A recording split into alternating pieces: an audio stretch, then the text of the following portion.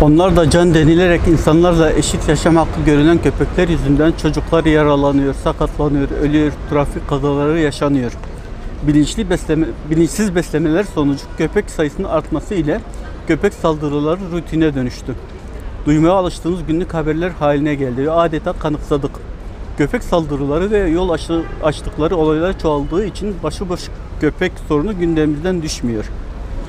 Başıboş köpekler artık bir halk sağlığı sorunu olmaktan çıkıp adeta biyolojik silaha ve terör aracına dönüştü. Bu çağda hala bu sorunun devam ediyor olması ve ülkemizin Kudüs riskli ülkeler arasında bulunması utanç vericidir.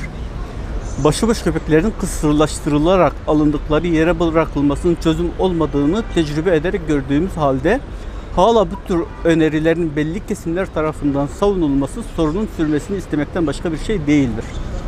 Eğitimli görev köpekleri dışında kalan başıboş vahşi köpeklerin yeri yerleşim alanları ve doğa değildir.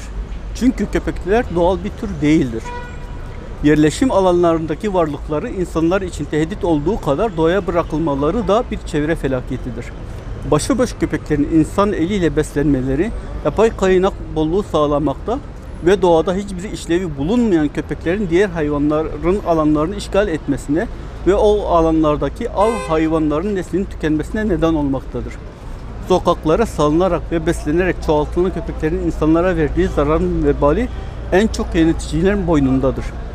Hem halk sağlığı gereği hem toplumsal barış için hem de 5199 yasayla bozduğu dengeyi düzeltmek için iktidar bu sorunu mutlaka yerel seçimlerden önce çözmelidir.